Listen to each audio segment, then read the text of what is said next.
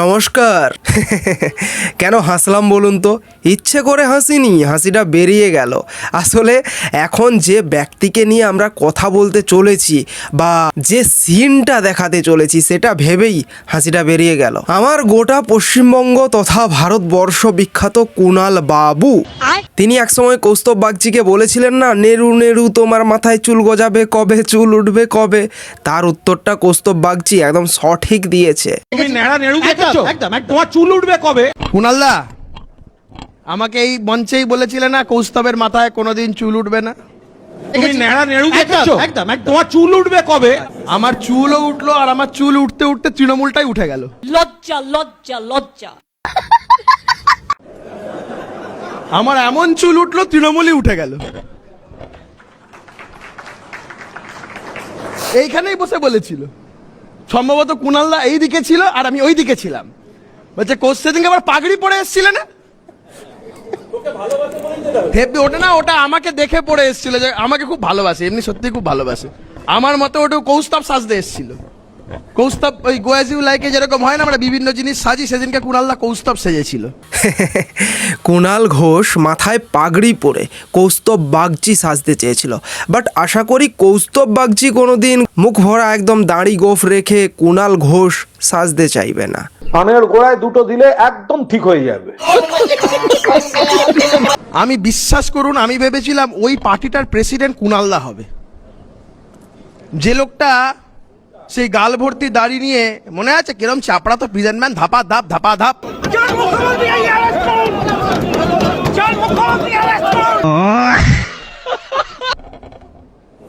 মমতা বন্দ্যোপাধ্যায় যার রাজ্যসভা জীবনের 6 বছরের মধ্যে 3 বছর খেয়ে নিয়েছে, মানে জেলে পাঠিয়ে, সেই লোকটা আজকে মমতা বন্দ্যোপাধ্যায়ের সাথে। সত্যি মমতা বন্দ্যোপাধ্যায়ের উচিত কুণাল ঘোষের মতন লোকের একটা ছবি বাড়িতে টাঙিয়ে রাখা। মমতা বন্দ্যোপাধ্যায়ের সাথে যারা ভাগ বাটোয়ারা করে খেলেন, এই 25-75-এর হিসাব টিসাব খেলেন, কুণালদা খেয়েছে কি না খেয়েছে সেটা কুণালদা ভালো বলতে পারবে, আমি ওই সবের মধ্যে যাব না। তবে 6 বছরের মধ্যে 3 বছর জেলে কাটানোর পরেও, মুখ্যমন্ত্রীকে চোর বলার পরেও মুখ্যমন্ত্রীর সাথে আছেন, মানতে হবে।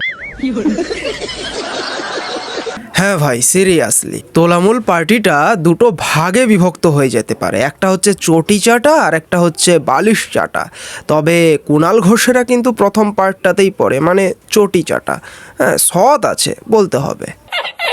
আমার লিমিট যেদিন ক্রস হয়ে যায় না, মাথা যেদিন টাওয়ার গরম হয়ে যায়, সেদিন আমি ও এসপিও বুঝবো না, চিফ মিনিস্টারও বুঝবো না, আর কে কোথায় থাকলো আর কে কোথায় থাকলো না সব কিছু বুঝবো না।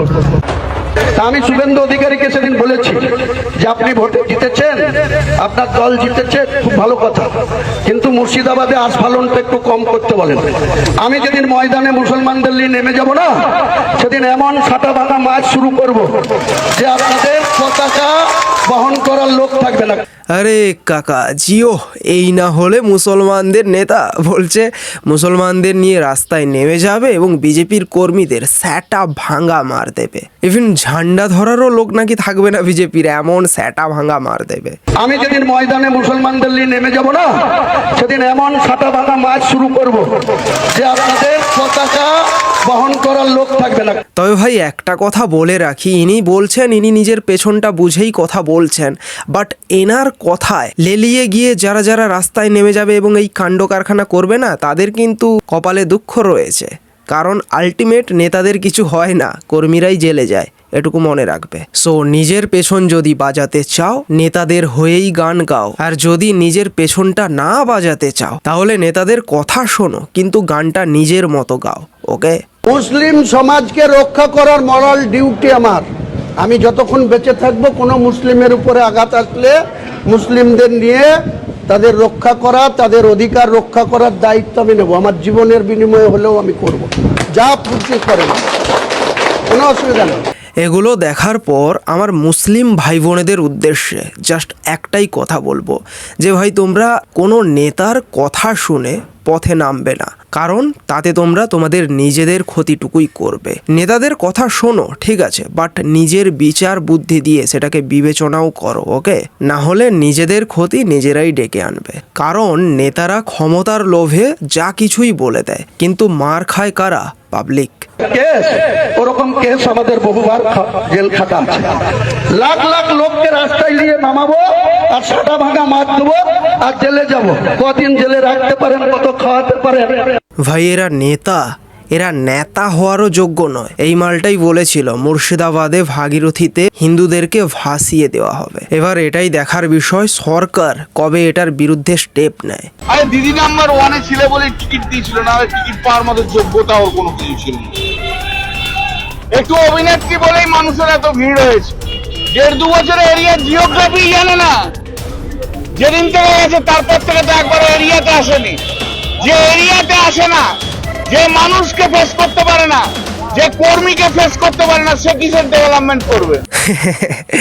জাস্ট কয়েকদিন আগে হাতে হাত মিলিয়ে কাঁধে হাত রেখে অনেক কথাবার্তা হচ্ছিল, আর এখন এই ধরনের কথাবার্তা। বলছি কল্যাণ বাবু, তোলামূল দলটাতে যখন রচনা ব্যানার্জি এন্ট্রি নিচ্ছিলেন তখন যদি এই কথাগুলো বলতেন তাহলে আমরা একটু বেশি খুশি হতাম আর কি। 2029 সালে ভগবান নরেন্দ্র মোদীর সরকারকে দিল্লিতে আবার ফেরাতে পারবে না। Are you comedy me? আর বিজেপি খুব দিল্লি কেন্দ্রিক দল। যেই দিল্লির পাওয়ারটা চলে যাবে তখন কিন্তু প্রত্যেকটা রাজ্যে ওদের দাপট কমে যাবে। ওদের 77টা বিধায়ক এত দাপটে গত 5 বছর নাচিয়ে বেড়াতো কেন? আমাদের 80টা ভয় পেল কেন? কারণ ওদের 77টার সাথে দিল্লির আনলিমিটেড টাকা ছিল, ওর প্রত্যেকটার কাছে সিআরপিএফ সিআইএসএফ ছিল। কেউ বাংলা পুলিশের উপর নির্ভরশীল ছিল না, ওদের ভয়ই ছিল না। শুভেন্দুদা কি করতো? শুভেন্দুদা মুখোমুখি ডিআইজি ডিএসপি এসপি এদেরকে মুখের ওপরে গাল দিত, কেউ কিছু করতে পারতো না। আর আমাদের লোকের সেটা করতে পারছে না কারণ সেন্ট্রাল পুলিশ আমাদের সাথে নেই। তা যখন কেন্দ্র পড়বে তখনই কিন্তু, তাই আমি আমাদের কর্মীদের বলছি যে আগেকার দিনে কে 1998 সালে কেউ ব্রিটিশ আমল থেকে তৃণমূল করেছে আর দেখার দরকার নেই। I have had enough of this নেতাস। যে যাবে যাক, এই এখন বাংলার ইতিহাস এবং তৃণমূল কংগ্রেসের ইতিহাস আজকের দিন থেকে লেখা হবে। যারা আজকের দিনে লড়াই করতে পারছে, আর তৃণমূল কংগ্রেসের কর্মীরা বলছে আমরা দিদির সৈনিক। যদি দিদির সৈনিক হয় তাহলে 10টা কেস খেতে হবে। 1 মাস জেলে গেলে কেউ মরে যায় না ভাই। আমাদের অনেক লোক জেলে গেছে, বেল পেয়ে 3 সপ্তাহ পর বেরিয়ে এসছে। কি আছে? স্বাধীনতা সংগ্রামে লোকে বলতো যদি জেলেই না গেলাম তো আর সংগ্রাম কি করলাম। তো আমি প্রত্যেকটা কর্মীকে বলছি যে আমরা দিদির সাথে আছে কিন্তু ঘর থেকে বেরোচ্ছি না। ভাই দিদির সাথে আছেন তো ঘর থেকে না বেরোতে হবে না? আমরা তো দিদির সাথে আছি, আমি তো ঘর থেকে বেরোচ্ছি। আমি তো এমএলএ থাকতেও পুলিশ নিইনি, এমপি থাকতেও পুলিশ নিইনি, আজ অব্দি থাকতে পুলিশ নিইনি। কি করবে এটা কি? তাই সাহসটা রাখতে হবে। আপনারা এতদিন যে ক্ষমতা ভোগ করেছে, প্রত্যেকজন যারা ক্ষমতা এতদিন ভোগ করেছে তারা আজকে যদি 30 দিনের জন্য নিজের স্বাধীনতাকে ত্যাগ করতে হয় সেটা করতে হবে। প্রত্যেকটা কর্মীর পরিবার যদি তৃণমূলের পরিবারের সাথে যুক্ত এবং সে লক্ষ্মীর ভান্ডার পেয়েছে, স্বাস্থ্য সাথী পেয়েছে, সবকিছু মমতা ব্যানার্জির দৌলতে পেয়েছে, তা আজকের দিনে সে যেন তার তৃণমূল কর্মীর পাশে দাঁড়ায় আর বলে যে হ্যাঁ বাবা তুই লড়াই কর, তোকে যদি জেলে যেতে হয় আমরা তোর পাশে আছি। এই ভয়ে যেটা হচ্ছে, এই ভয়টাকে ভাঙতে হবে। ভাই আমি কিন্তু মহুয়া মৈত্রের কথা শুনে খুব মোটিভেটেড হয়েছি। আমি আপনাদের পাশে রয়েছি। আমি আজ থেকে তোলামূলের নেতা নেত্রীদের পাশে রয়েছি। আমি চাই যে আপনারা জেলের ভেতর যান, জেলের ভাত খান, আমি আপনাদের পাশে রয়েছি। আমরা আপনাদের বাইরে থেকেই সাপোর্ট করছি, আপনারা যান জেলের ভেতর থাকুন। যাই হোক, আজকের ভিডিওটা এখানেই শেষ করছি। ভিডিওটা কেমন লাগলো অবশ্যই কমেন্টের মধ্য দিয়ে জানাও, লাইক করো, কমেন্টস করো, শেয়ার করো ভিডিওটাকে। দেখা হচ্ছে নেক্সট ভিডিওতে। জয় হিন্দ।